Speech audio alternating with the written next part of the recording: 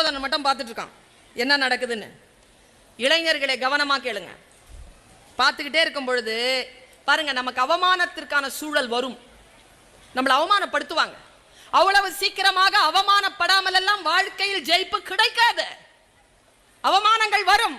இளைஞர்களை குறித்து வைத்துக் கொள்ளுங்கள். பெரியவர்கள் யாரேனும் உங்களிடத்தில் வந்து உங்களுக்கான அவமானத்தை மறந்து விடுங்கள், நீங்கள் வந்து மறுபடியும் இவர்களோடு கலந்து விடுங்கள் என்று சொன்னால் ஒரு காலமும் அதை செய்யாதீர்கள். ஒரு காலமும் உங்களுடைய அவமானத்தை மறக்காதீர்கள். முடிந்தால் மன்னித்து விடுங்கள். அது கூட செய்ய வேண்டாம் என்பேன் நான். நினைத்து பார்த்தால் அவமானத்தை எவன் ஒருவன் மறந்து விடுகிறானோ மறுபடியும் அதே அவமானத்தை சந்திப்பான். மறக்க கூடாது, மனசுல வச்சுக்கணும். அவன் கர்ணன் தன்னுடைய அவமானத்தை இப்படி கவனிக்கிறாங்க. இவ்வளவு பேர் சேர்ந்து என்னை அவமானம் செய்கிறார்கள். இதை நின்று நிதானிச்சு பார்க்கிறான். ஆடியன்ஸ்லாம் உங்களை மாதிரி எல்லாம் அவனையே பார்த்துட்டு இருக்கு. ஒரு சத்தம் இல்லை.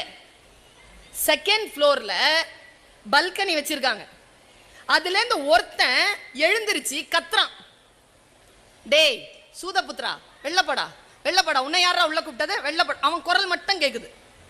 இவன் கர்ணன் என்ன பண்ணா, தன்னுடைய கேமராவை இவங்களை எல்லாரையும் பார்த்தான். சரி, இவனுங்கெல்லாம் பயந்து போய் என்ன வெளில போக சொல்றானுங்க. டக்குன்னு கேமராவை ஜூம் பண்ணி அவனை பார்த்தான். நீ யாரா என்ன வெளில போக சொல்றதுக்கு? உனக்கு என்ன, உனக்கு எனக்கு என்ன, யார் நீ அப்படின்னு பார்த்தா அவன் சல்லியன், அவன் துரியோதனுடைய மாமன். அவனை பார்த்தான். பார்த்து மைண்ட்ல அப்படியே அந்த போட்டோகிராபிக்கல் மெமரி அப்படியே தூக்கி உள்ள வச்சுட்டான். இங்க பாருங்க, காட்சி மாறுகிறது, காலம் மாறுகிறது. எல்லாம் அரசனானான், எல்லாம் முடிந்தது. குருஷேத்திர போர் நடக்குது. குருஷேத்திர போர்ல எல்லாரும் சேர்ந்து கர்ணன் அவமானப்படுத்துறாங்க. அவனை வந்து ஒரு தேர்ல நின்று பின்னால அனுப்புறாங்க. அவன் போரிட மாட்டேன்னு சொல்லிட்டு டென்ட்ல அமைதியா உட்கார்ந்துருக்கான். போரிடல, அவன் மானத்திற்கு செத்து உட்கார்ந்துருக்கான். அவ்வளவு அவமானம் உட்கார்ந்துருக்காங்க.